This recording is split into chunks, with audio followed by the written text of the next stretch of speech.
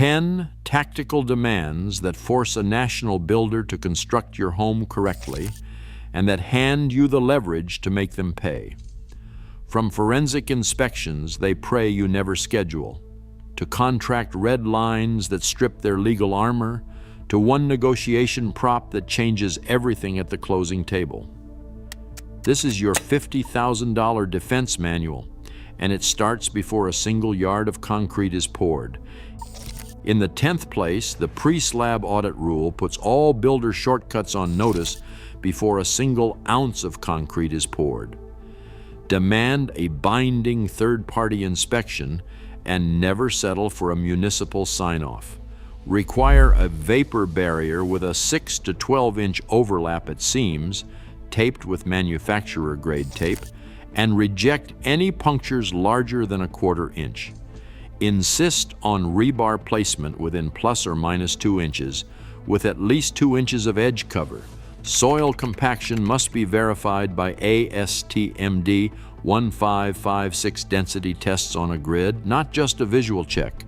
The audit report must be signed by both the inspector and the buyer, and you retain stop work authority until every defect is remediated, except nothing less.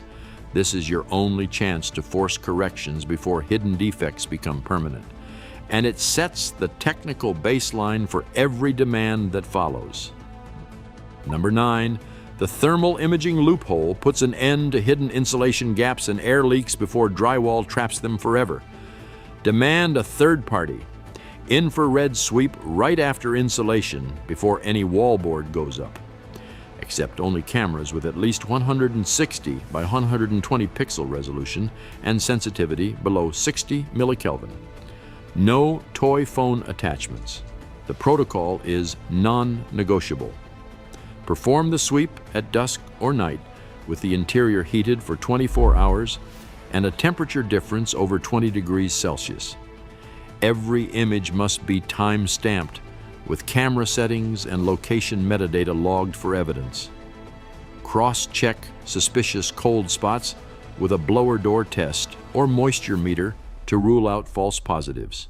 Reference ASTME 1186 for standards. For under $300, you can rent or buy a compliant camera. Timing is everything. Tell your builder, no drywall until my infrared sweep is done and defects are fixed. Anything less is builder concealment, not oversight. 8th, the first contract red line is non-negotiable. Strike the mandatory arbitration clause in its entirety. Most national builder contracts bury this language deep in the fine print. All disputes shall be resolved by binding arbitration, with both parties waiving the right to a jury trial. This is not a technicality. It is the builder's shield against real accountability. Arbitration favors the builder, limits your damages, and blocks group defect lawsuits. Instead, insert the following language into the contract. All disputes arising from this agreement, including construction defects, shall be resolved exclusively in a court of competent jurisdiction, with buyer preserving the right to a jury trial under state law. No arbitration or class waiver shall apply. Builders resist, but high inventory and days on market pressure make them flexible, especially before closing. Your negotiation script: delete arbitration, restore jury trial, or I walk. Do not settle for less. This red line must be in place before any liquidated damages or retention clause can be enforced. Number 7, liquidated damages transform time pressure into your weapon, not the builder's. Demand a daily penalty of $150 to $300 for every day the builder misses the contract closing date, triggered automatically after a grace period, and offset against escrow or storage costs if you have to wait. Require documentation. The contract must state the penalty starts on day X after the scheduled close, with proof of lender or storage expenses as backup. The clause must be clear. No vague language and no builder discretion. Builders hate this because it turns their favorite tool, delay, into your leverage for a finished, watertight home. Use this red line to slow the rush, force quality, and set up the next round of leverage with retention funds. Number 6, the Ghost Inspector secret arms you with the ultimate enforcement agent, a retired commercial foreman or forensic construction pro, not just a home inspector, but someone with at least 15 years of experience catching piece rate shortcuts on big sites. Municipal inspectors and even ASHI certified pros miss what these veterans find: undersized trusses, skipped blocking, and rushed connections that slide past code but fail in real storms. Hire on a day rate contract, not per inspection, and spell out your right to unannounced site visits. Demand a photo-annotated punch list delivered within 24 hours and lock in re-inspection rights after any fix. The difference is night and day. A forensic expert brings a builder's eye for concealed defects, feeding directly into your fastener and moisture audits. Your negotiation script is this: this inspector is my eyes and my leverage. All findings must be remediated before closing or funds are held back. Demand credentials, not handshakes. Accept nothing less. Number 5, the fastener audit is your firewall against $20,000 in wind damage claims and a voided roof warranty. Demand a third-party inspector pull at least one shingle from every roof slope before closing. Never rely on city sign-offs or builder assurances. Insist on photo evidence. Every nail head must sit flush with the shingle surface, never overdriven or buried in the mat. Even a single buried nail, sunk more than 1/16 inch, voids the manufacturer's warranty and sets your roof up for catastrophic shingle blow-off in the first major storm. Require the inspector to check the nailing pattern against the exact manufacturer's specification, not just code minimums. If the builder objects, cite the warranty booklet and point to the line that says, "Improper nailing voids all coverage." The audit report must document flushness and pattern, with time-stamped photos as proof. Accept nothing less. This is the line between a roof that holds and a 5-figure disaster waiting overhead. Number 4, the moisture probe test is your non-negotiable firewall against hidden rot and builder denial.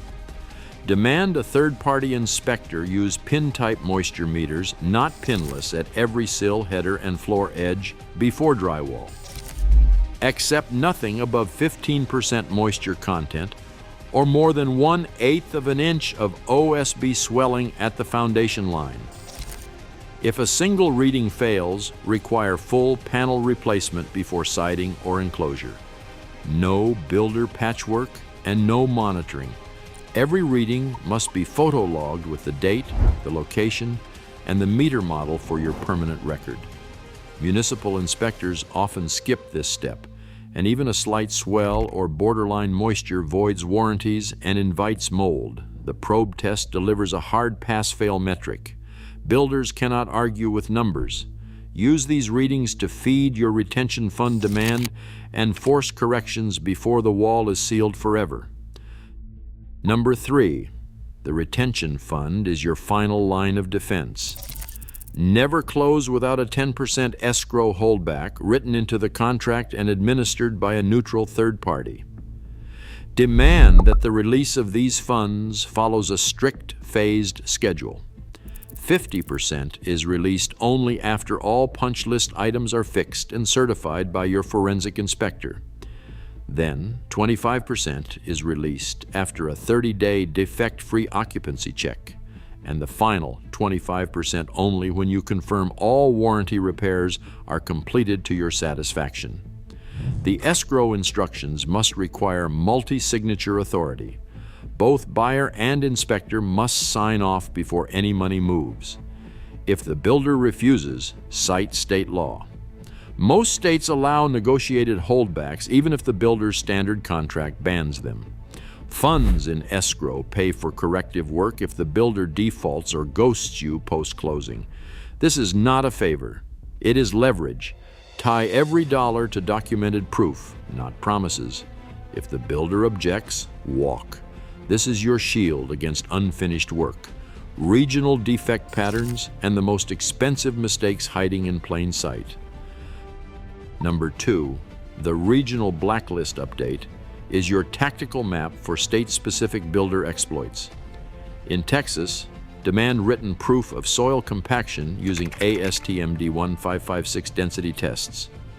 Never accept a compaction sign-off based only on visual inspection or municipal paperwork.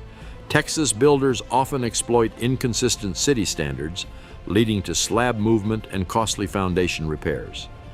In Florida, require documentation that every roof and wall fastener meets the current hurricane code. Specifically, demand a third-party inspector verify ring shank nails or hurricane clips at the spacing required by the latest Florida building code. Do not settle for builder affidavits or city sign-offs. Storm failures trace back to skipped fasteners every year. In Arizona, insist on a settlement monitoring plan for expansive soils. Builders must provide a third-party engineer's report confirming proper grading, moisture barriers, and post-construction settlement checks. Arizona's dry climate hides soil movement that cracks slabs months after closing. Each of these demands targets the local loophole national builders exploit most. Before you sign, research your state's defect patterns, arm yourself with these non-negotiable demands, and make regional leverage your final psychological weapon before invoking the structural benchmark established before 1985. And finally, in first place, the benchmark from before 1985 is your psychological battering ram at the closing table. Bring a physical sample of old growth framing, dense, tight-grained lumber from before 1985, and lay it beside the engineered fast-growth studs in your new home. Point to the difference. Wood from before 1985 averaged 35 to 40 pounds per cubic foot with visible growth rings. Today's builder-grade lumber drops to 25 to 30 pounds per cubic foot, full of knots and prone to warping. Show nail patterns from the era double or triple the nail count per joint compared to modern code minimums. Demand to see solid sawn joists, not finger-jointed or OSB web trusses in key load-bearing spans. Use this prop as your negotiation anchor. Script your ask. Match this density and nailing or fix every shortcut before closing. I expect workmanship to meet or exceed this standard. Anything less, I walk or demand a price reduction. Don't get sidetracked by technical jargon. Reset their expectations with visual proof. The psychological weight of this comparison forces the builder to justify every shortcut. No spreadsheet, no contract clause, just a visible, undeniable standard. This is how you flip the leverage. You set the bar, not the builder. Across every tactic, one fact stands: leverage is built, not given. National builders count on buyer passivity and hidden contract traps. Demand, third-party inspections, enforce contract red lines, and never accept less. This isn't negotiation, it's protection. Your home's quality is only as strong as your demands. Stay vigilant.